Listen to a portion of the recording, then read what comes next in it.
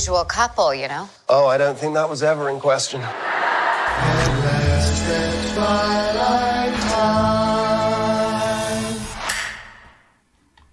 And it's that time. Happy Saturday, everyone. You know what that means. It's time to talk a little bit of WandaVision here at the PJ Campbell Network. We have all sorts of stuff to talk about because what an episode, and you're already seeing it. Look at that thing right there. I mean, was there ever a creepier thing to appear in the MCU until that moment? That commercial right there. And with me, as always, here, I've got all sorts of people tonight, actually, or this morning. Whatever it is. Hi, guys. How is everybody? Everyone's muted. I can't hear any of you. Oh, there. You're all muted. Here, I'm back. Hey! Hey! And yes, yogurt. I agree with Reef. Yogurt, that's the important thing. That is the motif that we're really going to be diving into about this episode of WandaVision because it all ties back to yogurt. It's a palomino. Sorry, I You use that word. I don't think it means what you think it means. So look, there's all sorts of stuff we can talk about. This episode had a lot going on. This is episode 6 of WandaVision. But before we do that, do we have any cool stuff happening, Maxwell, coming up on the network? Right on. This is tonight. All right. On our Twitch. All donations go towards the American Heart Association in honor of Chris Clark's father. Chris is being joined by Quiz Show himself, Jeff Alterman, the lovely Bador, and the fabulous Rachel Silvestrini in a good old-fashioned game of Mario Party Madness. As you can see on the right, Peach and Daisy? Yes, that is correct. Are fighting over a dice, which is an accurate representation of what Bador and Rachel will be doing tonight. So be sure to join there. That sounds right. I got it. I knew what you're talking about. Tomorrow, it's the Unwind, and it's Valentine's Day. So from all of us here at the PJ Campbell Network, we say we love you. Join us for the Unwind. We'll be talking a little bit of romance, a little bit of magic, a little bit of bacon. Bacon? Oh, it was a psych. I thought you would have got it, Max. A little bit of bacon. Yeah, sure. Okay, cool. I've had a lot of coffee. Sorry, guys. Monday is President's Day, so we're watching The American President. That'll be fun. Wednesday, Suddenly Soundtracks is being taken over by people who aren't Chris Clark for a pop punk special. Add it to playlist. Once again, any donations received throughout this show will go to the American Heart Association in honor of Chris Clark's father. Next Friday, we are watching a film selected by our wonderful executive producer, Brandon Buckingham. I'm so excited. It's D2, The Mighty Ducks. I love this movie. Starring world-class thespians Emilio Estevez and Joshua Jackson, and that other one who now has a meth problem. This may just be the beginning of the PJCN Estevez Festivez. Stay tuned for more information on that. What else? There's some other little things going on. If you haven't yet, check out Box Bath and Beyond. Here's a quick look ahead at some of the other stuff that's going on. Book Nook 2, get your copy of Children of Blood and Bone by Tomi Adeyemi.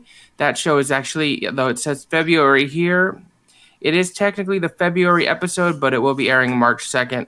February is a short month. If it was a normal-sized month, March 2nd would still be February. So eat that calendar. Time is a construct.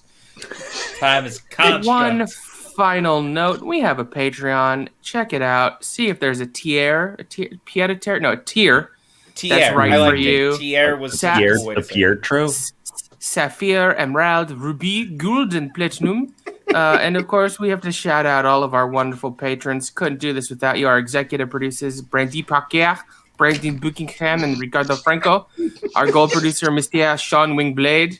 And our producers, Tyler Butch, Patricia Carrillo, Anton Putra, Jake Berlin, Molly Damon, Bidor, the Youth Critic, Stephen White, Mike K, Chris Poconoy, and of course, Shira Potato. Thank you all so much. We could not do this without you. What did I start? I never should have done that backstage. Too late. I'm so All happy right. you ran with it. That like made my morning. Look. Now, I'd also like to say, I got myself here some pop vinyl. So this is Wanda in the 50s, and I love that it's black and white. Ooh. Nice. I love it. Now, the interesting thing here, if you look at the back of the box, I ordered the Vision 50s, but they sent me, because I'm lucky, the Chase limited edition, which you just get randomly. So it's still Vision's 50, but instead of black and white, he's chrome.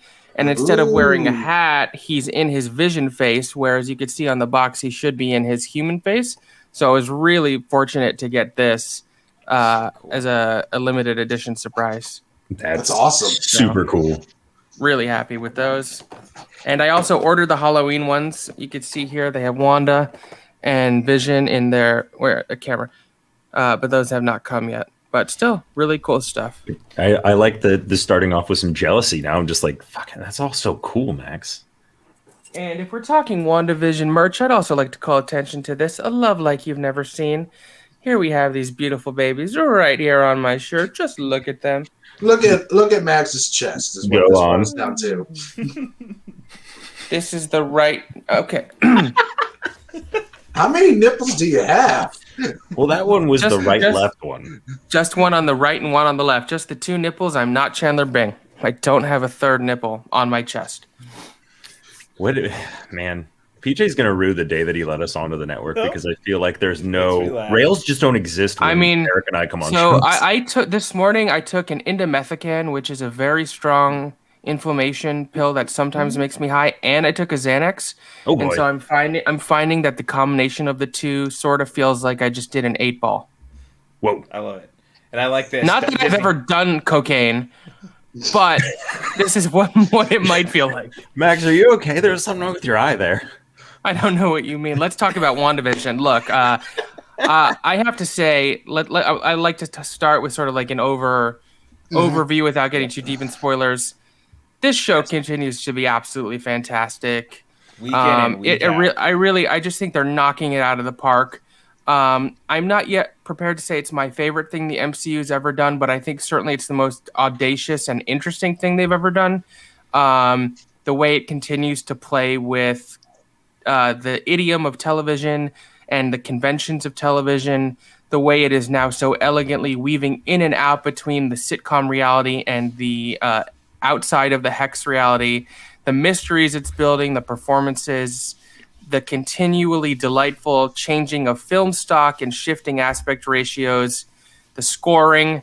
It's all just been so thrilling and top notch.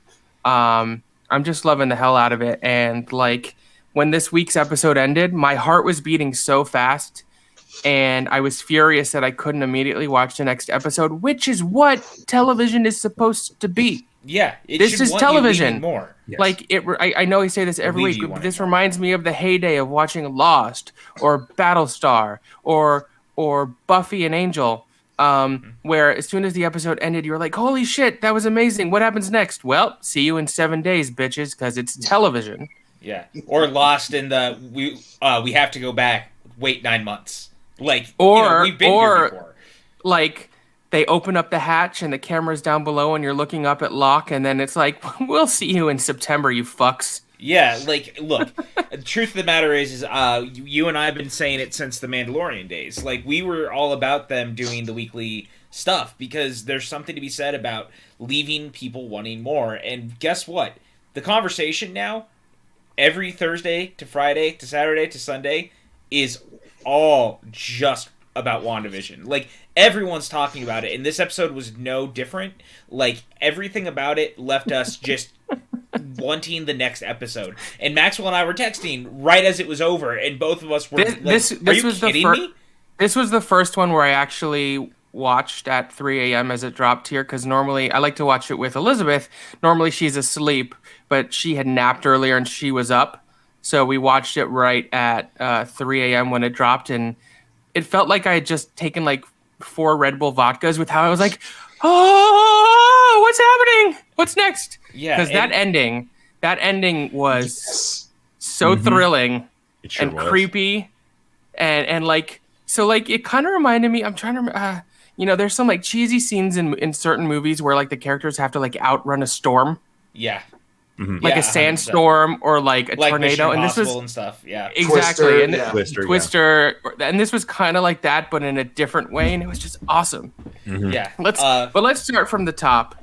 The big revelation last week was the introduction of this guy here, Mr. Evan Peters, as Pietro Maximoff, and I just want to say that I think Evan Peters in this episode is amazingly good. He's incredible. I've always loved him as an actor. I think on like Pose or even in American Horror Story, which I'm not necessarily the biggest fan of, but he's done a lot of good work on. Mm-hmm. He's just a super talented, versatile actor who can really do anything.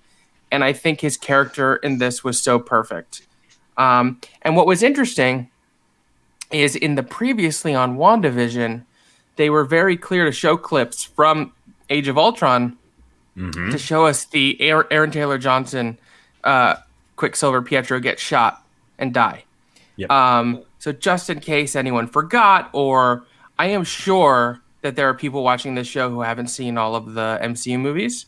Mm-hmm. So they just want to make sure everyone's on the same page that this is not the actor who played Pietro in the MCU prior. And they even threw the quote in there. They threw Darcy saying she recast Pietro. Yeah. And then this one, she brought him back with the wrong face.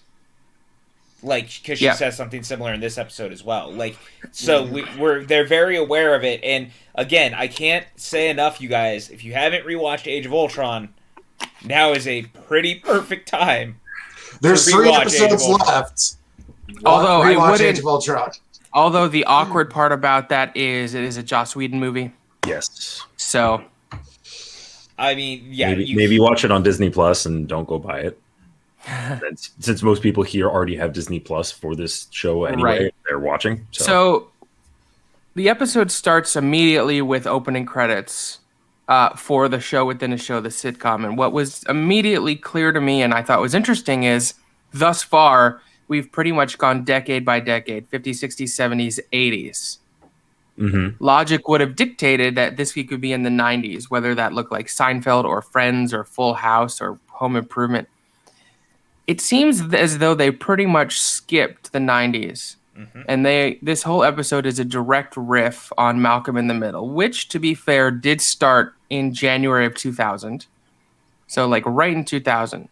But I think it's interesting and deliberate that they skipped the 90s. And PJ and I were talking about this. And Wanda and Pietro would have been kids in the 90s based on how old they are, what's going on. The late 90s, I think they're both a little younger than we are. Right. So maybe as a coping mechanism or to avoid the trauma, and believe me, the way Pietro brought up her trauma later in the episode was a signifier. Yep. She purposefully skipped the 90s so as not to dive in. So we have Malcolm in the Middle. And the opening credits were delightful. So I have a couple images because I love a show and tell. So here we have Wanda and the Vision. It was so good. It was so clever. That's such a great face. Here we also have Pietro Maximoff as himself, which is really interesting. They're so heavily playing on. Because I like to do my research and provide for all our viewers, let's take a look at the Malcolm in the Middle credits. So here's Jane Kaczmarek. Yep. You can see that the font and the style is pretty much the same. And here's Bryan Cranston. So if you look at this face on Bryan Cranston and this face on Jane Kaczmarek, and then you look at these faces, it's like, there it is. Yep. Bump, bump. Like, what a beautiful recreation they did there. And this, such a good job, man. The other interesting thing is this was also the first time Agnes, if I'm not mistaken, was in one of the fake credits. Mm-hmm. Sure. And what's surprising is she actually... We saw her as an animated character in the 60s one, but like not. But like it didn't have her right. Yeah. And she probably actually has her smallest role to date in this episode. Mm-hmm. Although maybe some of Catherine Hahn's best acting though. Yes. Yeah. But before we get too far away from it, I did want to mention this is something I didn't even put together until we were talking about it a little bit before we came on, and that's not so much. I just as a counterpoint to putting the Malcolm in the Middle out there, I think. Narratively, it's also more interesting to use Malcolm in the Middle, even if you want to call this 90s, because so far it's been sitcoms didn't change how they were shot from the 50s through even the 90s. Sure. Seinfeld, when you get to Friends, there's still a lot of 4-camera stuff going on. So I think... Absolutely. I mean, I've said before, I have a master's in television management. I've studied television significantly, and in the mid to late 90s, when certain networks were considering switching from multicam to single cam sitcoms, there was a lot of blowback. There was a notion that the audiences at home want multicam, they want the laugh track, they want the comfort of that. And people will talk about The Office or Arrested Development, but the show that really genuinely started the trend of single cam sitcoms was Malcolm in the Middle. Yes, but that's actually where I was going to go with it. Whereas this, like you said, it hinges right on literally the year 2000. Yeah, it's right on the cusp. But that's it, especially the way they did the costumes and how they reference it. Everything about that felt much more 90s. And I think, and we were talking about earlier, I think you're going to get the aughts when you're going to get the mockumentary format. And I think that's right. Next. Yeah, no, I don't disagree. I think this is like early 2000, late 90s, early 2000s, and then we'll dive later in.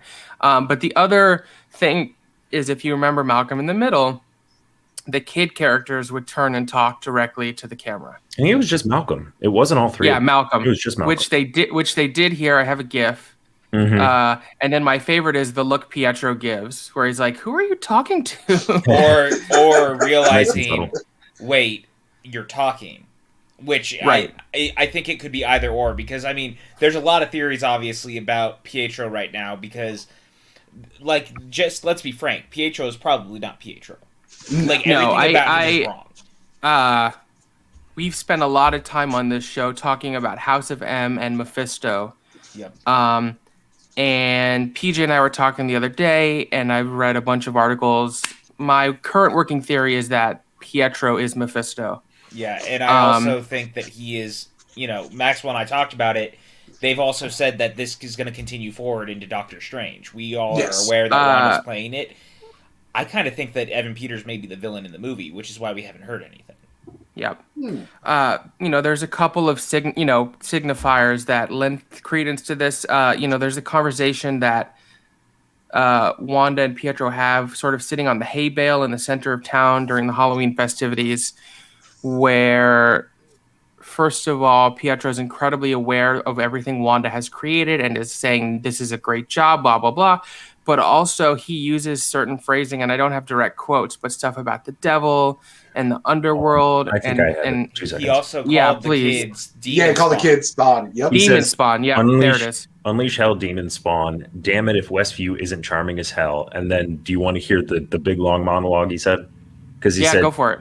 You were always the empathetic twin. Don't get me wrong. You've handled the ethical considerations of this scenario as best you could. Families and couples stay together. Most personalities aren't far off from what's underneath. People got better jobs, better haircuts for sure. I'm impressed. It's a pretty big leap from giving people nightmares and shooting red wiggly woos out of your hands. How'd you even do all this? Like, if there's another character you are for sure that she's not controlling, that's it. Well, not only that, right. like he is literally like, man, you've done a really good job. So how'd you do it? Like he's trying to get like tips of the trade from her. Oh yeah, I think he's trying to figure out how he can do this in a larger capacity. It's no secret that we're going to be delving into the multiverse in the MCU. I mean, Doctor Strange 2 is literally called the Multiverse of Madness. Some of the I wouldn't call them spoilers, but rumors or things we've heard about Spider-Man, Home for the Holidays, or Home Alone, or whatever it's going to be called. Homeworld or whatever. Homeworld. That'd be great. I would love for it to be called Spider-Man Home Alone.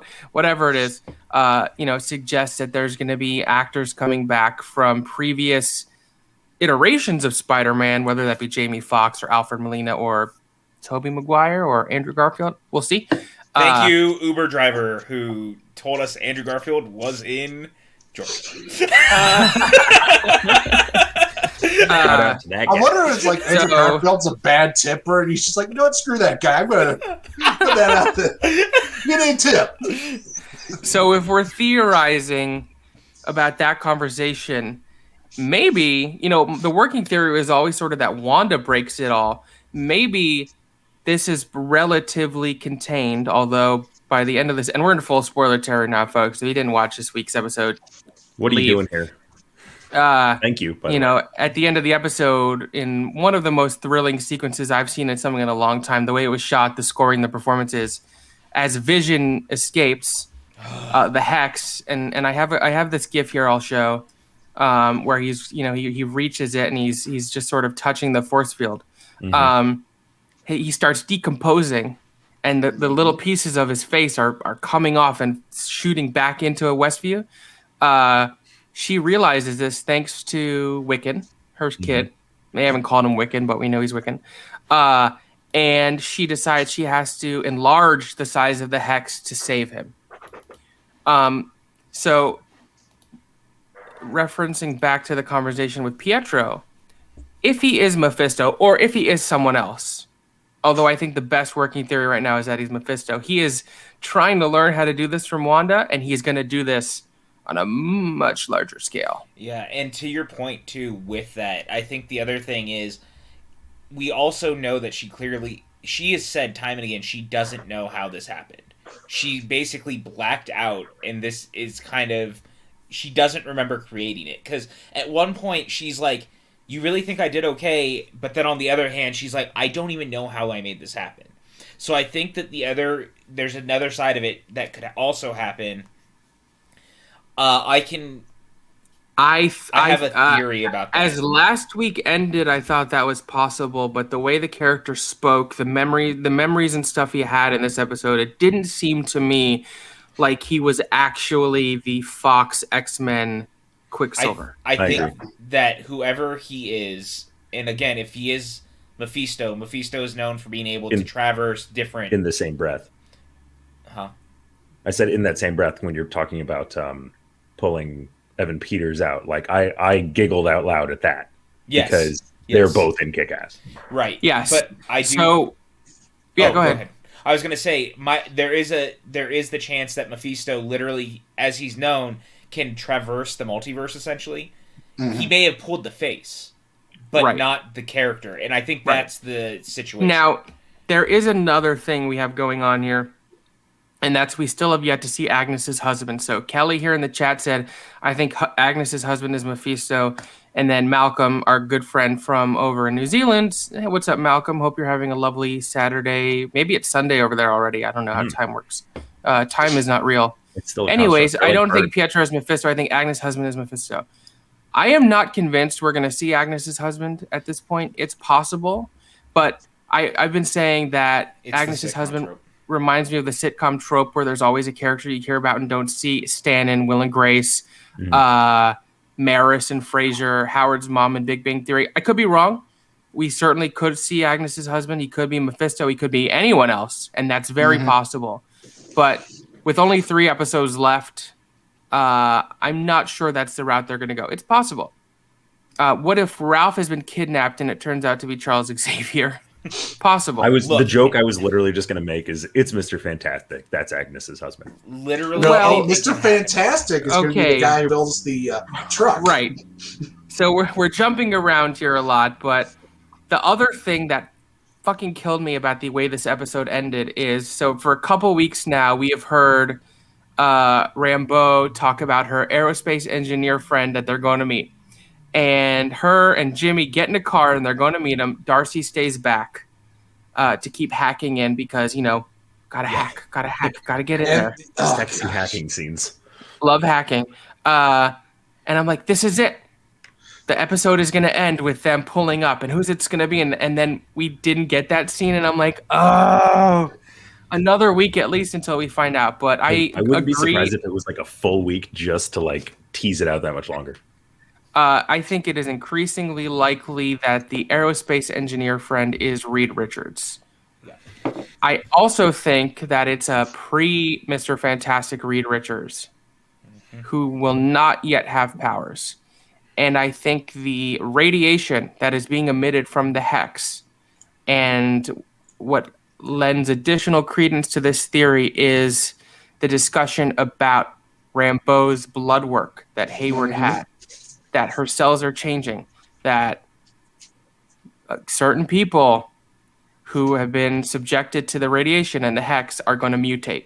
And that's how they're going to bring mutation and mutants into the MCU. Yeah, and I was talking about it. I think that Wanda's going to be looked at essentially as Mutant Zero, and they start to sow in this episode. Hayward is very against because superheroes. in Marvel, outside of the MCU, Wanda and Pietro are mutants. Yes, right. But until a year or two ago, when Disney bought Fox, Marvel did not have the right to use the term mutant. They couldn't even use the term Quicksilver. They had to call Pietro, whereas Fox had to call him Peter and not Pietro, and they could call him Quicksilver. So it's so weird. Lawyers. Yeah, but legalese. This is essentially the reverse House of M, which ended with her saying no more mutants. But the difference being is, as we see in this, she is changing people. So if people are already afraid of capes in this show, right? If they're afraid of people with superpowers, one way to make them even more afraid of people who are different are the people that Wanda created. If they mutate the genes... Let's continue on with that thought and bring out a character who I felt is suspicious from the beginning, and basically we now know that he's up to no good, and that's Hayward. Yes. Mike K says, on a scale from 1 to 10, how much do you hate Director Hayward? I'm going to turn that up to 11. Yeah, I'm going to turn it up to 11, but I've heard some theories that Hayward may not be Hayward. PJ and I read an article that Hayward may secretly be Ultron, which I don't know if I believe that or not. Wow. I mean, I thought for a long time that Ultron's going to be revealed somehow in this show. Like, I feel like they set it up so much, so that wouldn't surprise me. But what I still feel that James Spader is going to show up, but as James Spader, like as the grandfather of the kids.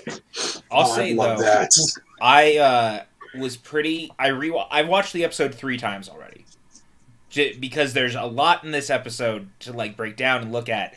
And the more I watch Hayward and the guy who plays him, the performance is actually very James Spader-esque. Yes, nerd alert indeed. And I didn't really realize the mannerisms and stuff are a little bit like... I don't know if it's true or not, but it's an interesting theory. Can I pitch a theory then? If we're saying Hayward is Ultron, and we were also speculating last week about so Wanda broke in to get his body, to get Vision's body out. If Hayward's so interested in this, is his end game to get into Vision's body, because that's initially what the body was built for. This episode, I certainly think that Hayward's end game is to use Vision's body for his own benefit, and the way we saw last week, him showing that footage of Wanda to everyone, I think, and we said this, we talked about this, you weren't here, PJ, it very much felt to me like Hayward manipulating what happened to make Wanda seem like the bad guy, wherein actually she was just trying to save Vision's corpse from being used for wrongdoing. Yeah, and one thing we also need to remember is that the sword's meaning has also changed in this, because sword, as we know, 5 years before was about space and stuff like that, but now suddenly the meaning has become about sentient weapons. He's changed the meaning a lot, and that feels deliberate, and it feels like he's very obsessed with Ultron, or with Vision. Yes, so it's just it's very interesting to me. And that article that I was reading, and I sent it to Max because I was like, there's something to it, man. And the fact that, again, Disney Plus has been pushing Age of Ultron a lot. Well, I think you could also just, write that away by saying that's the first time we see Wanda and Vision. But I also think that there will be more to it in the end. I do too. There's a couple other comments I want to bring up. Sean says Monica's friend is going to be the Skrull kid from Captain Marvel. Interesting. Mm-hmm. That is possible.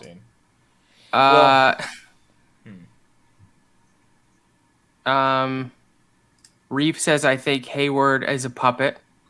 That would track with the Ultron thing. Right. Puppet, or is he just... I think it's very deliberate, though. It doesn't feel like a puppet, if you know what I mean. I saw someone theorizing that Hayward is going to be a Kree or a Skrull. Well, and there's going to be a lot of that too, because as we saw Captain Marvel yesterday, they announced that the villain is going to be in the movie. A lot of people think it's actually going to be Talos' daughter, because we saw her as a kid, and maybe stuff that happened she blames Captain Marvel for. And as we know, we're getting into Secret Invasion, so the Skrulls are going to play a part as well. That's always possible. So let's backtrack and talk a little bit more about the narrative beats of this episode.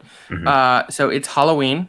Every great sitcom needs a Halloween special. And so just from that, I was delighted. And I really love the costumes. So we have Wanda and Vision here basically in their like classic cheesy Wanda and Vision, Scarlet Witch and Vision costumes. And I appreciate that she fought to be in that costume. And we have a couple other shots here of her in the costume. And I mean, really, for the next half hour, we could just look at these because, goddamn, she looks good in that outfit. True words. Let's call it for what it is. True words have never been spoken. And a couple of interesting things in the way that Westview has shifted is last week, Vision was very clear to say that why are there no other kids in Westview? And yet this week, it's teeming with children. And then basically Pietro explains that they were just asleep until they were needed. Yeah. And for Halloween to work, you need kids. Well, he explains that, and I also think he asks, he's like, where'd all the kids come from? Like, I think he straight out says it.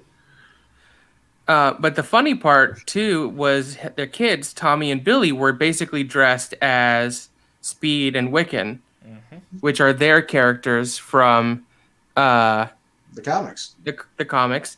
And Pietro was dressed basically as cheesy Quicksilver. I also want to bring this photo up because if you look at the marquee of the movie theater, the two movies playing are The Incredibles and The Parent Trap. Wow. So The Incredibles makes perfect sense because it's about a family of superheroes, and this episode, more than any other in WandaVision, dealt with the Maximoff superhero family. And the Parent Trap deals with switched twins, which, I mean, hello, Pietro, switched twins. Clever stuff, guys. I see what you're doing there. But the thing that really stood out to me was, and yes, I'm going to use a cheesy pun, the Vision Quest. Yes. Perfect. But he's not high on peyote, so... No, he's not high on peyote. He didn't take any ayahuasca as far as we know.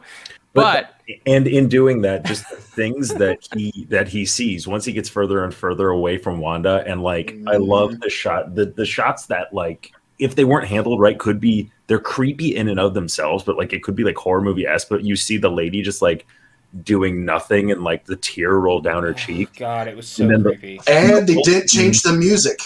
Yes. Yeah.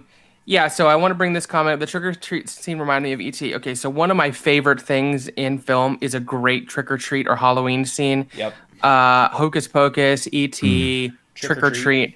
When you just capture that small-town feeling of the decorations on the lawn, of the kids running about. It's like, it's very Amblin-y. Yeah. It's very like nostalgia-y, and I think this nailed it.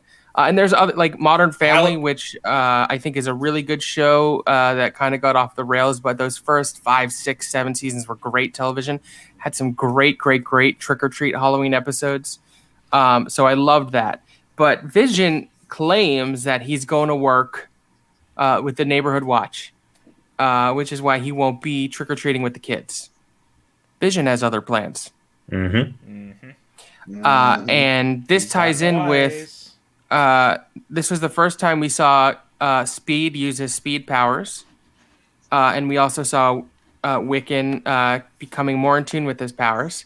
And when Wanda tells them that they can sort of run off and do what they want, she says, but whatever you do, don't cross Ellis Avenue. Yes.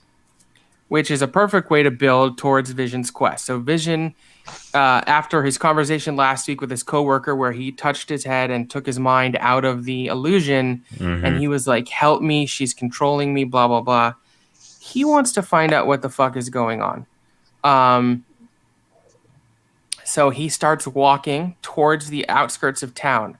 And the further away he gets from the center of town, the creepier and creepier it gets, to some very unsettling points. And the residents who are living on the outskirts of town are basically completely still, not moving or moving very slowly. They have no autonomy. They're not talking. Even the way that the film stock was color graded was less colorful. There was a feeling of despair. And he takes a look and sees a car. So he flies up, which is one of my favorite shots in the episode. Flies up in his vision, and the camera sort of pans around, and it just looks beautiful. And Paul Bettany has such a regal face. And sees the car, and he flies over to the car. And this was a real surprise to me. This is the moment that really took me by surprise. It's that it's Agnes in the car. Because I thought, up until now, that if anyone was not really under her spell, but was playing along, was Agnes. Well, and what was interesting, too, is right before this, when the kids are playing in town, she says, don't go past Ellis Avenue. She tells the twins, don't go past Ellis Avenue. So that was, like, deliberately a thing. And so as you saw where she was, that's the barrier. Yeah. This is a great point here. The woman with the single tear, that was beautiful. So John Pierce brings up an interesting point that did cross my mind. Maybe Agnes is faking it. Possible. Whatever the case may be, Catherine Hahn's performance in that scene was incredible. Just the very quick way she contorted and switched her face back and forth. But when Vision touches her to snap her out of this stupor, she's like, "You're Vision. You're an Avenger." And Vision did not know what the Avengers were. And Vision had no idea. And that's so interesting because something that we had talked about time and again before this is that we all agreed that Vision was not quite Vision. Like, he's a shell of himself. He doesn't have a lot of his memories. The only thing he seems to remember at this point is Wanda. What is it about everything else? Is it because that Wanda is trying to protect him? Did she get rid of the memories? Or is it like she couldn't replicate the memories that he had? Well, the memories also may have been tied directly to his stone, which he doesn't have anymore. Right. So it's interesting. We brought it up a little bit last week where it was, I think, if she is completely projecting Vision, if he has no autonomy and he is purely an echo of her memory, she still knows him enough to know that how he would react in this situation, and he would not be complacent. He would be trying to solve the problem. So it's like, and that's one of those great things when they both start flying at each other, where he's like, something's wrong, and that's why like she kind of backs down because she realizes even if she's not doing it consciously, like, yes, something's wrong. Kelly says Agnes is definitely faking it. And she also says she made sure to drop that Avenger hint so that Vision would question it. And I think she planned that encounter purposefully to give Vision that piece of knowledge. So very much in the realm of possibility. And, you know, we've talked a lot about how she's probably Agatha Harkness.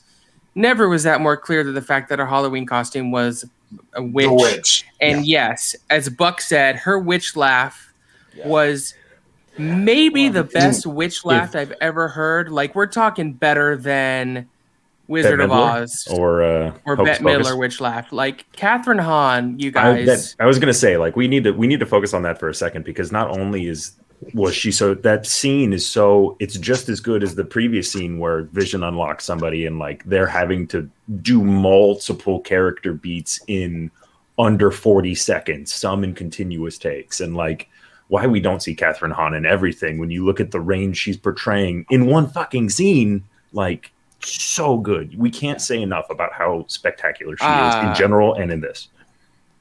I think I hope/think that Catherine Hahn's going to have a big part in the MCU going forward. That'd be cool. I think we will see her in other things. And I also think that, and my friend coined this term, that I am a proud member of the Han Spawn. Ooh, nice. Which is her fan club. To finish your thought, Kelly, I don't think he got his memory back. I think he was deteriorating and pretty much dying in front of our eyes. So I think he was resorting to his form outside of the hex. Yes, exactly. I think he was realizing more that he got further away from whatever power was doing with him. He realized, which is why you kind of see him shrink and shrivel. So the one thing that's clear is currently Vision cannot exist or function outside of the hex. Yes. Which is why, and so interestingly, it was Wiccan who starts to come to terms with his powers, who could sort of see and hear his dad in trouble, and he alerts Wanda to what's going on. And then we get this really incredible sequence with this shot here that I love. Yep. Where she starts to decide to expand the hex out.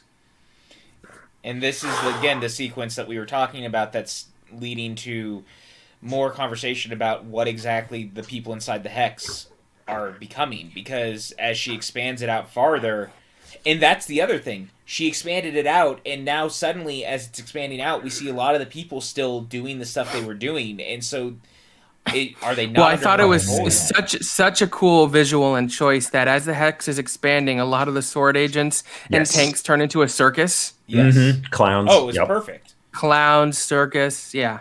Like they're clearly setting up how she also sees them, but like it's just so cool and so interesting, and they're really. How far is the hex going to go? And what's going to happen when this hex is finally broken? And she stops it eventually. That's what I assume when she opens her eyes at the end of the episode. Well, right. But how does it grow again? Will it grow again? Will someone co-opt it? I do think that Wanda has a good level of control over Westview. But I don't necessarily think the impetus to do it and start it initially was malicious. I think it was to protect Vision and maybe someone else, because we still don't quite know who Jimmy Woo was originally sent out to go find. And I can't remember who it was on a previous episode of the show said they just thought it was the town in general, but I don't think so. I still think it was a particular person. I think we can also pretty safely say that like we thought last week, we thought that person might have been Pietro, and I think we can pretty much safely say that the contact. Yeah, I also think it needs to be noted that Pietro coming out of nowhere right as Vision is starting to awaken to stuff, and even Wanda is starting to awaken to stuff, that's not lost on me. Again, he showed up in a moment when both of them are starting to question kind of all of reality. Because even Wanda still is like, she's aware that she's doing some of it, but also the more she's like, I don't know how we got here, I don't know how it feels like she is not in control. I agree with that. I think she has, and it's interesting to see that. Yeah, it's interesting to see the things she's remembering, and a lot of times there are those quick flashes, like when she saw the bullet holes. Well, that little flashback to her and Pietro trick-or-treating and getting the fish was kind of, I'm not going to lie, it was hilarious. Yes. Oh, it was. But not only that, it was the perfect Malcolm in the Middle joke, too. It was. Yeah. I to a certain point, I was like, is this kind of offensive? But then I was like, well, Sokovia is not a real place, so okay, fine. Well, Eastern European bloc country, just blanket joke. Like I don't think it's that offensive. I think it's very interesting to see because she is slowly unlocking all the memories that she did have, and like I want to sit down. I can't do it right now because I would actually have to sit down and kind of look at the plot beats for every episode. I'm wondering how much this matches up with the stages of grief. And I'm curious how close we're going to get to that, whether or not like this seems like it could be getting to bargaining almost, to where it's like she's having to deal with Vision. We don't know what the kids are. And I think it's curious that I think maybe this was something small that someone has tried to take over. I think she was already having problems processing, but like somebody either unlocked something or they're using her. And I think that's where you're getting either Pietro or Mephisto coming in, where they're like, I can definitely use this type of mind control and I can manipulate it in this way. I just want to learn how, which ties into a lot of what we were saying earlier. And I think that also plays into, what does he say to her when they find out that Vision's under attack? Your dead husband can't die again. He forces her hand to expand the hex. He forces her to expand it out. Like, he plays her. Mm-hmm. She attacks him in the process, but he plays her. And I think that, again, it's a very deliberate thing. Like, I'm loving the way that it's playing out. I think it's super interesting. And I just saw it, I think Malcolm said, when Darcy comes out of the hex, do you think she'll become a superhero with powers? Well, like we've been saying, I think a lot of them are going to become mutants. Like, I think that this is going to be they're doing a reverse House of M. Instead of no more mutants, Wanda accidentally creates it. Yeah, she accidentally creates all the mutants. Very interesting. Couple other things that are interesting. So Dottie is still out there. Emma Caulfield's character. Yep. And and we haven't seen her in a while. And I think that might partly because she is more than we've seen. I was going to say, we haven't seen her since the 50s, have we? Right. Not since the Bewitched episode. Yeah. And the other interesting thing is that up until now, the only neighbor who we had seen sort of break the illusion was Agnes, where she said, "Do you want me to do that again? Do you want me to do that again?" Mm-hmm. But then this week, Herb said something similar and was like, "Was that okay? Was that okay? Did I do that okay? Do you need me to change something?" Or so like I'm wondering if there are certain of the neighbors who are not who they say they are. Just in general, this isn't really directly addressing that, but I want to get this thought out. Like, the balance that this show strikes is impeccable. Like, the amount of balls that it has in the air that it's juggling at any given time, that you're still giving service to the story, to the characters, to the powers, to the universe. Like, the fact that they're able to keep all these things, and then you have us, and you have hundreds of thousands of people reacting on the internet being like, "Oh my God, what's the next episode?" And so an interesting thing that I just thought about is, obviously we've talked so much about how Agnes is probably Agatha Harkness. What if a couple of the neighbors, Herb, Dottie, Agnes, are Salem 7? That could be interesting, actually. I don't know was who like that a is. sort of... They're a group of supervillains who faced off against Scarlet Witch and also the Fantastic Four, who are basically a magical coven. Oh. And From Salem. Again, Salem. It could tie into a lot of the stuff that we're dealing with. Like, yeah. Again, if we're going to see Reed show up, if we're going to see these different things, the possibilities are kind of endless. And that's the thing I'm loving about the show. And this is the excitement of the MCU moving forward, right? Whether it's Loki, whether it's this, whether it's Falcon and Winter Soldier, the TV shows are letting us dive into stuff that we may not have gotten to see in the movies because you're getting to spend more time with it. And that is so important. Like, I've seen, was it last week, there was this real bad take that someone was like, the popular TV show should have been a movie. No, it shouldn't have been, because you could not have had the time or the construct to do what we're doing, especially because Feige has said the last 3 episodes are all an hour. So that's 3 hours in and of itself. So you're talking 3 or 4 movies? Yeah. I think the next episode will be the last one where we see sitcom-y stuff. Yep. Yeah, well, because this episode was the end of Act 2, so now we're going to get the start of Act 3. Now we're in the climax. Yeah. Mm-hmm. And I don't. This was earlier. Oh yeah, I can't wait to see what Darcy's sitcom character will be next week. Oh, it's going to be 100% Two Broke Girls. Yeah, I was just saying, I hope she's basically just her Two Broke Girls character and works at a diner, which would be delightful.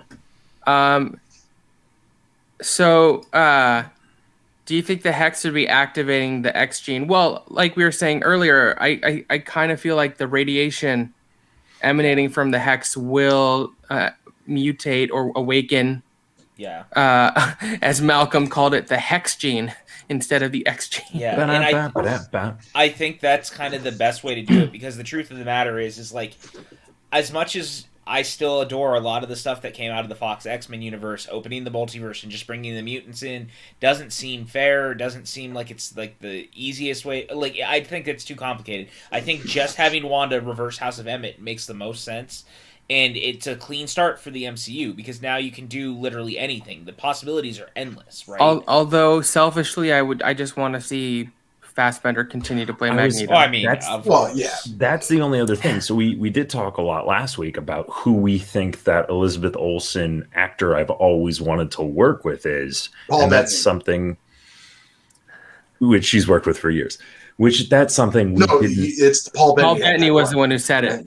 Oh, said Paul it was Bettany. Elizabeth Excuse me. Olsen. I thought it was. No, it was Bettany. Oh, okay. But it was. I thought that was maybe I missed something then. No, Bettany was Paul Bettany said, "There's an actor that shows up that I've wanted to work with for years." That was the quote. It wasn't Elizabeth Olsen. Oh, okay. Yeah, I so got you're confused. right, but you had the wrong person. Sure, gotcha. And so, but that's the thing is, a lot of times are we still speculating? Do we still think that is going to be Rambo's contact, or is that going to be somebody else that pops up somewhere else in the last 3 episodes? That's the question now, isn't it? Because I it could be anyone. I don't know. I think Rambo's content is going to be a huge reveal. But we could also still see other people pop up, especially if the last 3 episodes are basically an hour each. Mm-hmm. Yeah, I mean, we basically have 3 hours left to tell this story, which is a lot of time for anything to happen. And we're on we basically got to the top of the roller coaster. Everything from here is that downhill thing that you're waiting for. Mm-hmm. It's the adrenaline of this last act. We're gonna see so much stuff happen. Everything's gonna also makes perfect sense. The first 3 episodes were Act 1. The next 3 were Act 2. Yeah. And then the final 3 are the... Right. Hands up! Okay, so I'm not Olsen so crazy. made the Luke Skywalker level comment. Yeah. Which is why either Magneto continues to make sense to me, or Reed Richards. Yeah. The only thing I think that's I don't know if that Reed Richards would make sense, but then you're getting a marquee name that they've been able to keep under wraps for months, if not years, which seems likely and unlikely at the same time. I think if any studio can do that, it's Marvel. Sure. I mean, look, they got Luke Skywalker into Mandalorian, and no one knew. Nobody knew. But they also didn't use Mark Hamill at all. So that was I think. Did they use him for mocap? It was entirely Mark Hamill. And he did the voice. Yeah, they just had someone else. I was going to say, I thought they had another actor under there. Maybe for some of the stunt work, but Mark Hamill filmed those scenes. Yeah. Okay. I like learning. Yeah, I sort of agree with this. I think we're going to keep seeing more familiar faces. I wouldn't even be surprised to see Doctor Strange show up. I think he's going to show up in the finale for sure. I wouldn't be surprised to see Bruce Banner show up. Mm-hmm. I wouldn't be shocked if the contact is Rhodey. I'm just going to put that out there. He's not an aerospace engineer. No. Maybe that's what he's been doing since the end of Endgame. Right. Yeah. He's just been during the 5. They didn't talk about it, but during the 5 years in between Infinity War, he got his right, because that was one thing I loved about this episode that he briefly mentioned with Hayward, where he's like, "You weren't here for 5 years. Yeah. You weren't here dealing with all this." Which honestly, Mike, I had this exact thought. That's who I thought they were initially teasing, whereas that it was Selvig, and they were going to be bringing Selvig back. No, he was. No, he blipped out. We know he blipped out. Oh yeah, he's a blip victim. He's in the scene where they're created, and they first talk about him with where you first get Scarlet Witch and Quicksilver. Like he's in that scene being controlled by the Mind Stone. So that could be that too. Is the last movie we saw Selvig? Age of Ultron? No, Dark World. He was in Dark World. Well, no, because Dark World's before. Yep. Well, I don't think he's in Ultron. He's only in that post-credit scene that teases Ultron. He is in Ultron. There's a scene of him towards the end. I've rewatched it twice recently. Okay. Towards the end, he's working in the Avengers base. Okay. So he was working with the Avengers at one point. That's in Ultron? I know that's in the first Avengers with Loki, when Loki shows up. No, there's a part towards the end when they're showing everyone in the last movie we saw him in was Age of Ultron. See? Okay. We saw his picture in both Endgame and Far From Home. Yeah, because he was a blip victim. Because they talk about him as a blip victim in Endgame. Okay. Oh yeah, that's true. They have like Eric Salvador. Or it was one of those quick. Yep. Yeah. So this is my question to the panel. So we think there's different theories. What do you think is more likely, that this is where the multiverse starts, or that this is where mutants start? Because those are two big things, and I feel but that's the thing is like, if we still have 3 hours. I will say that we still have 3 hours of television from this particular show coming. That is a lot to jam pack in and to ask an audience as well. Sure, we all have a little bit of experience, like knowing how mutants go, or House of M, or the multiverse, but asking a general audience to accept two of the biggest plot lines in Marvel Comics in 3 hours is, I'm going to just say, it's a lot. So I'm curious, do you think one is more likely than the other? Look at how much shit they did in Infinity War and Endgame, which were also just 3 hours. Sure. Yeah, and I have to, we also know... I mean, in Endgame alone, they introduced time travel. Yes. I think it was teased in the Ant-Man movies. Yeah. I don't necessarily think either of those things will directly be addressed in this, so much as they're setting the stage for them becoming more prevalent later on. I think we'll get one. I think we'll get one of them directly addressed and spoken about, and I think we'll get the other one inferred. That's what I couldn't tell you which was which. What I think is going to happen is the final shot of this show is going to be Evan Peters as Mephisto going, and now I'm going to take what I learned and create a multiverse. Or essentially it's them, because I think Doctor Strange is going to be in the last episode, and I think whatever's happening, he's going to be with her. I agree with this. I think you're 23 movies in. Mm-hmm. Yeah. We've had talking raccoons in space. We've had time. I mean, we've had so much bullshit that people have just continued to go on with. Oh, I know. That I think at this point they are not holding anyone's hand. I also disagree with this. I don't think that we're going to know I think we're going to absolutely know mutants exist long before the X-Men movies. Feige has said he has no plan for X-Men films at the moment. That's just X-Men films. I think with the reveal of the Quicksilver and stuff, it's very clear he plans on using these characters regardless, whether they're X-Men or not. Right. I think that's important. And again, I think we had a giant ant playing the drums. Yeah, I'm literally just throwing things out there for conversation. I'm not being negative about this at all. You know how much I love this. But I think it's more likely that the multiverse will snap. Yes. In the finale. I have so much like Eric called a shot a few years ago about how Captain Marvel got her powers and was weirdly not far off. Also called Ghost Chris Pratt. You did call Ghost Chris Pine, which was a lot of fun. I think this is me going to call a shot with 3 episodes left. I think if Doctor Strange shows up and you go to the Multiverse of Madness, I think somehow Mephisto gets the upper hand, and I think the entire season of WandaVision wraps up with Evan Peters literally breaking the fourth wall and just staring at the camera going to be continued, and that's the end. Cut fade to black. I am very confident that this season of television is going to have a fairly massive cliffhanger. I think Mephisto gets the upper hand, and that's where you get the multiverse, and that's where Doctor Strange and Wanda are both lost, and that's going to be like how it's but I don't think it's a cliffhanger. They're not going to make a season 2 of WandaVision. It's going to be in Doctor Strange 2. Oh, I agree. Yeah. I don't. Right. I mean, God, what would a season 2 of WandaVision even look like? No, I don't know. All right, look, we've talked about a lot. We've theorized. Are there any final? Oh, the one thing, other thing I want to bring up. We have to talk about the one thing we haven't talked about yet. The commercial. Yes.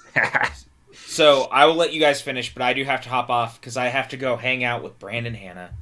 Oh, I'm sorry. I know. I love all of you guys. We love you too. Thank you, everyone who tuned in. There's also a Streamlab from Buck, I believe, if you wanna. That's got a question for you guys. Sure, we'll talk about it. Okay. I think Max. Do you want me to pull it up for you real quick? I got it. Okay. I'll see you all on the flip side. See you, Peach. All right. So it's just like last week. Talk about the commercial. This was the most 90s thing of the entire episode. My only wish was it was a Capri Sun instead. It's because every kid from the 90s can relate trying to get the straw in. I don't know. But if this is a Go-Gurt commercial, that's pretty damn good too. But it was so creepy. This was like the darkest thing I've ever seen. Especially coming from Disney. This child died. Yeah. He died because he couldn't open his yogurt. Man. Magic. Helps you survive everything. We didn't mention that, no. And that was that what what's his nuts the director was doing? Yeah, that's what Darcy found on the computer, his file, and of course, cataracts were used to destroy your vision. Oh, so you could even go for a second meaning for that, because cataracts are also, they form, but in the eye or behind the eye? In actuality, I think it's behind. And the only reason I would bring it up is because near the end of the episode, you get that shot, which is a very classic shot of Wanda and the red coming into her eyes as well. So you have a tie-in with that as well for an ocular motif. Yeah, that one. So cataracts could be one of the ways, like either you're getting rid of the vision or you're somehow neutering her powers. But when she clicks on it, that's when she finds more out about vision. But she was smart enough to say it to Woo, so we're going to find out about that hopefully in the coming weeks. Woo, which at this point, I feel like Disney Plus is going to be silly not to greenlight his own series, because everyone. I think it's going to happen. I also think we're going to see him in future MCU movies, much like we used to see Coulson. How'd you do it, Scott? No, the magic trick. Yeah. So, like PJ said, we got a Streamlabs from Brandon Buckingham. Thank you, Buck. His question is, so what MCU movie that has been released so far would have worked better as a Disney Plus show? Ooh. Disney, what MCU movie? Like, and now I'm like pondering about standalones, because we had sequels to so many of them. Right. And I'm trying to think about like which ones have gone, how the kind of arcs of individual movies have gone as well, and like what worlds really haven't been. Like, my gut instinct weirdly is to say Thor: The Dark World, but like I feel like without that kind of dour and very, I'll say, lackluster at this point, that lackluster sequel, you wouldn't have gotten such a change of pace in going into Ragnarok. So it's one of those things where it's like you kind of had to have that in order for Thor 3 to come out the way it did. I'm honestly not sure if there's any one that immediately comes to mind, just because, while some are better than others, they were all designed to be a film. Or a great season of television just on the big screen. Honestly, my answer might be The Incredible Hulk. I was kind of thinking that. And I think people forget it's an MCU movie. It's not Mark Ruffalo playing Hulk. For me, it's my least favorite MCU movie. It's down there, yeah. And it's been interesting to see that they have brought back some characters like William Hurt has come back as General Ross. And now we heard that Tim Roth is going to be back in the She-Hulk series. Maybe it's so difficult because I'm sorry, I cut you off, Max. No, I was done.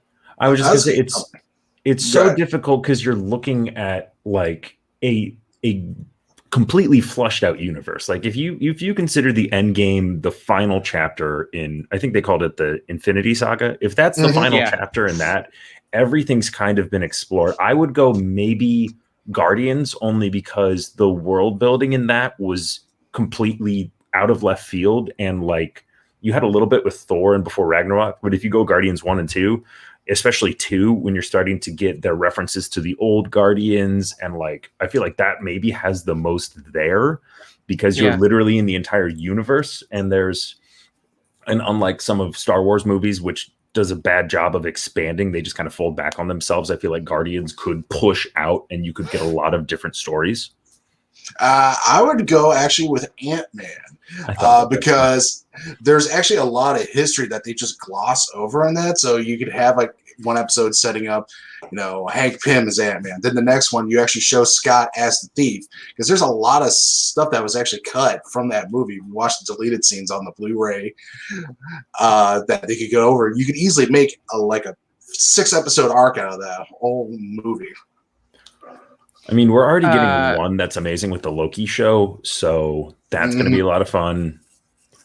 We're getting so many. We're getting Moon Knight. We're getting She-Hulk. We're getting a lot of shows. So in the same vein, this wouldn't necessarily be a movie, but 2 characters, and we're getting a little bit with Black Widow. But a Black Widow and Hawkeye series before they join the Avengers could be really interesting, because they keep talking about Budapest. Well, we are getting a Hawkeye series, so yeah, but I think that's a passing of the mantle series. I think we get Haley Steinfeld being Hawkeye going forward. Yeah. So I'm talking about a prequel series. Could we see an actual House of M TV show in the future when Wanda fixes the consequence? I think the consequences will be fixed in Doctor Strange too. Yeah, at least not fixed, but addressed. Because if we're right that she's creating mutants, she's not going to uncreate mutants. They're just going to be there going forward. So right. So here's a question that I have.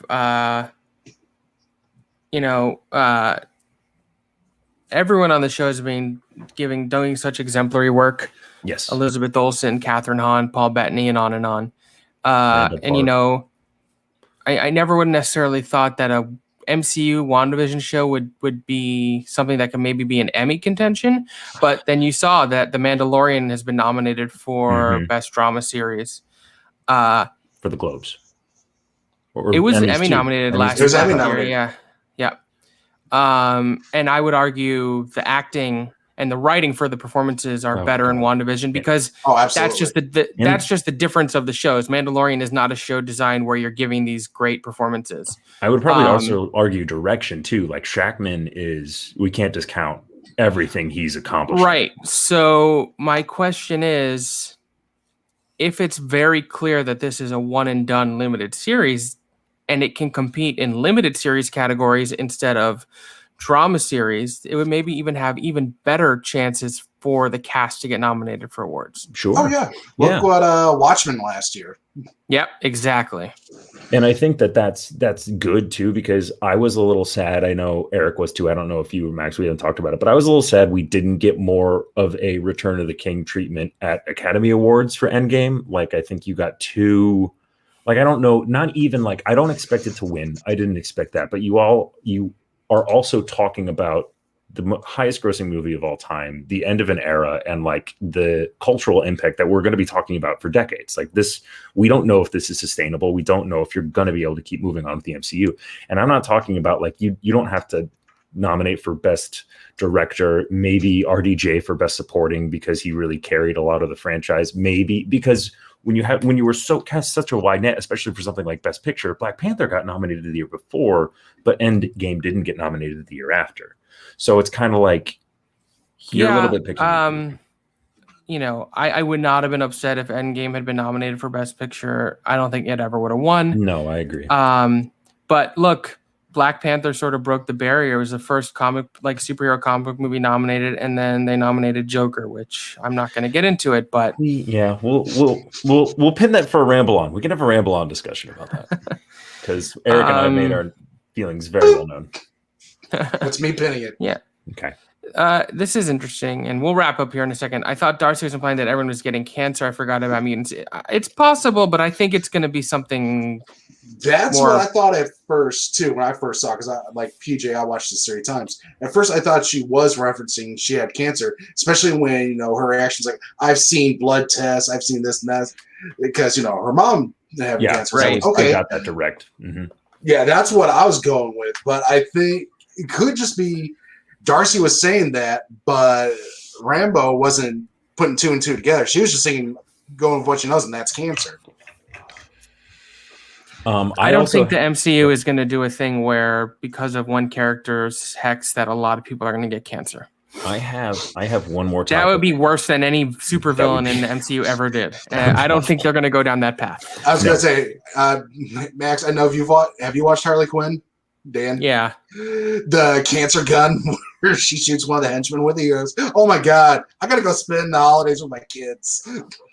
I did one. And I think the show is sort of teetering on, Wanda is still our protagonist, but maybe she's doing some questionable things, but I don't think they want the show to end with anyone thinking she's a villain. Yeah, they're keeping it dark, but they're keeping it accessible. Like they're doing a great job of showing how it is literally she's processing the stages of grief and like all of that. And you get to see them a lot and that even with that line she said in the last episode where she's like, "Don't age up, let yourselves feel this emotion and process it." Like she knows. Yeah. And I would argue this, of anything the MCU has done, is probably the most least for kids. Yes. Oh, for sure. 100%. I do want its creepiness and its tone and some of the things it's dealing with. Speaking of most least for kids, I just had like one of those lightning bolt moments, and I want to get your guys' thoughts on. It's not even a theory, but I want to throw something out before we wrap up. We know Feige now has control of X-Men. We know we're getting mutants eventually. We know we're getting a multiverse because it's in titles.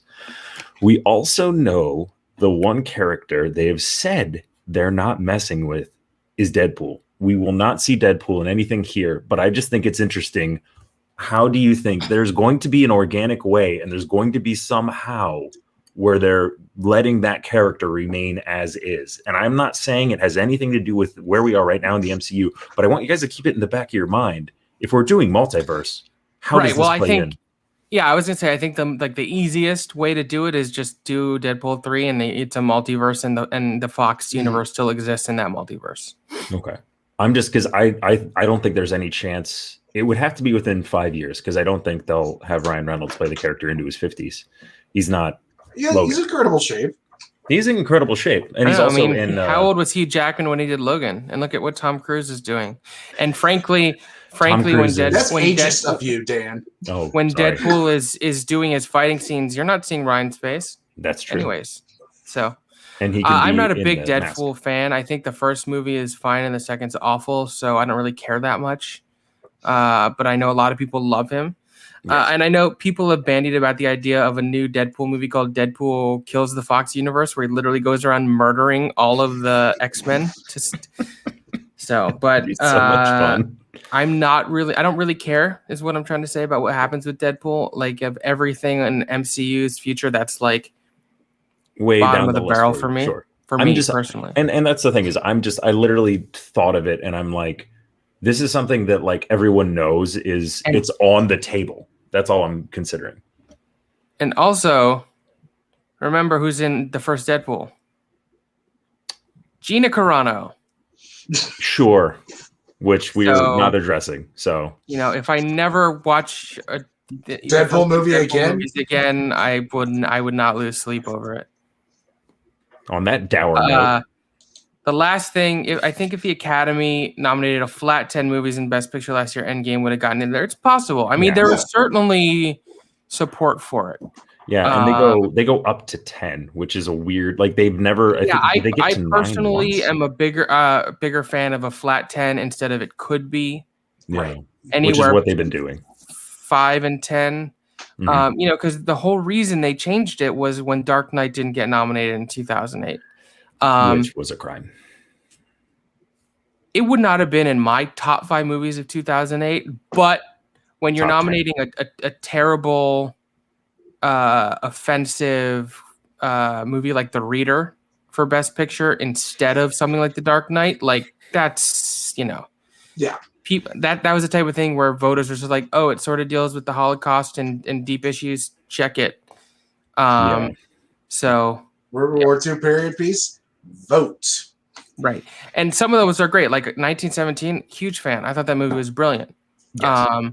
So it just depends. But 2008 bothers me because specifically The Reader got in. And I know that's the movie that beat The Dark Knight for the nomination. Mm-hmm. Anyways, any final thoughts before we wrap up here? We've sort of, I'm just going to show this image one more time because what the fuck?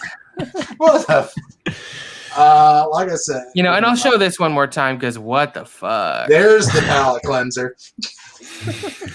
I was gonna say this episode was probably the darkest they've done so far. Like Vision and Wanda's relationship has clearly turned into parents are getting a divorce and the kids don't want to talk about it. Hugh Jackman hosted the Oscars in 2009 for the year in 2008 in cinema. Mm-hmm. One of my favorite opening numbers that's ever been done. He did a musical number for each film nominated and a couple others. And when it came to The Reader, it was a techno dance where he was holding books like this. He was like, The Reader. I haven't seen The Reader. I was going to buy a ticket, but I got in line to see Iron Man for a third time. The Reader. Sounds amazing. So... Nice. But yeah, no, I was saying, but yeah, so this is Dirk's episode. I'm loving the relationship between Vision and Wanda.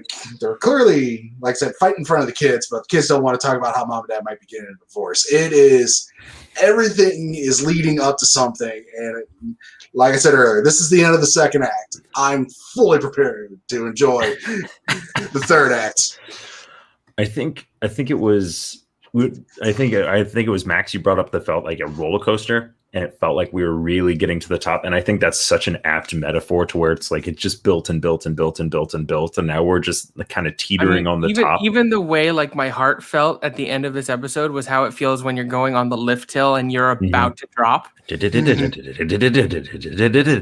hearing that too. And I can't think of a more cruel way that a TV show has ended its cliffhangers with. Please stand by.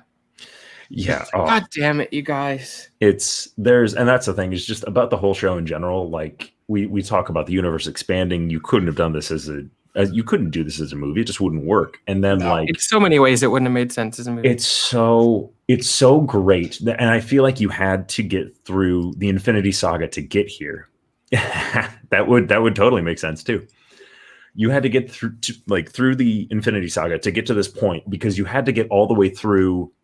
This is not, quote unquote, a Marvel film. Every other Marvel film we've seen up to this point, you know what you're getting. You go in with that list and it's going to check all those boxes. You're going to have those hero moments. You're going to have, it's a slight take, like, Disney animated movies, to take on that as well. And I love deconstructions. I love it when things get meta. And this is the first opportunity they've had to be like, no. Like, this is, it's so much more layered than anything else they put out before, which is why these discussions are so rich. It's so much more bold and ambitious than anything the MCU has tried. And that's not to impugn anything that's come. I've loved a lot of the MCU movies. They've been and I think there's a misnomer that they're all the same and blah blah blah. No. I think there are some there in the middle where they got stuck in a rut of a house style. But when you have Taika Waititi doing Ragnarok, and then Ryan Coogler doing Black Panther, and then you have this, that, and the other thing, and you hire Chloe Zhao to do Internals. I think the best thing that ever happened to Marvel Studios and the MCU is that they don't have to listen to Ike Perlmutter anymore. It's Kevin Feige at the top, and that's the end of it. And it's thrilling. And I think the Loki series is going to be similarly ambitious and bonkers. I think Falcon and the Winter Soldier will be a blast, but a little more of what we're used to, straightforward, which is fine. It's going to be the action series that people are missing. I think it worked out better that this came first, because I think for some of the more, what's the non-offense, like for more average audiences, casual fans, had it been Falcon and the Winter Soldier first, which even from that Super Bowl trailer we saw is going to be action-packed, quips, and then to WandaVision, some people would have been like, what? And some people still are. But at this being the first MCU TV show on Disney Plus is the perfect way to start it out. And I've been loving it. My wife is a pretty casual fan, and she's still really enjoying WandaVision. Yeah. So, took episode 3, but I got my wife on. Yeah. Well, look, everyone, thank you so much for joining us. PJ had to go. Thank you so much to Eric and Dan. I'm going to go over a couple of things we have coming up. Then you guys can promote, and we'll sign off. Tonight, over on the PJCN Twitch, Chris Clark is hosting Mario Party Madness with Jeff, Bedore, and Rachel. Any donations that come in during that will be going to the American Heart Association in honors of Chris' father. Tomorrow night, we have the Unwind, which will sort of be a Valentine's Day episode. And Monday, we're doing a watch-along of The American President on President's Day. All of those things are really, really exciting. Eric, where can everyone find you online? Do you have anything else to promote? You can find me on Twitter at handsome_cheese. And you can see me here Thursday nights on the Pedrunken with this handsome guy right there. Well, and this handsome guy too, sometimes. For Ramble On About Movies. You might see that guy too. Dan, how about you? Well, yeah. So, like Eric said, we're going to be here. That was something we just decided on air last week. Is that Ramble On first show? Go back and watch that. It was a big success. I need to get off my butt and put the audio feed up on our old feed because that's something I haven't done, and I just remembered. Me and Max. There's a ticking clock for how long you can download those things. I already got it. I have it. Oh, great! You already downloaded? Okay, good. I already have the episode. And then we're also going to be, Max and I, in addition to Ramble On, where Eric and I are going to be there, Max and I are going to be on the show Wednesday night for the Add It to Playlist Pop Punk edition. That's going to be a long show. I'm like really excited, but man, we're going to be here for a while because there's 6 of us. Yeah, there's 60 songs. It's a long episode, but I have a lot to say because I mean, I'm wearing a music shirt, so that's of a similar genre. So we'll see how that goes. Max, bring it home. Bring it home for us. Yeah. You can find me on Twitter and Letterboxd Cinemaxwell, Instagram Cinemaxwell Inc. You can always find me here on the PJCN. I host a show called Front Center Mez, which is a theater-focused podcast. If you didn't get a chance to check out our episode this past Thursday, please do. Our guest was Amelia Barr. Wonderful conversation, a lot of fun. Thank you all for watching. Thank you all for your support. Stay safe. Wear your masks. And we will see you next time. Bye, kids.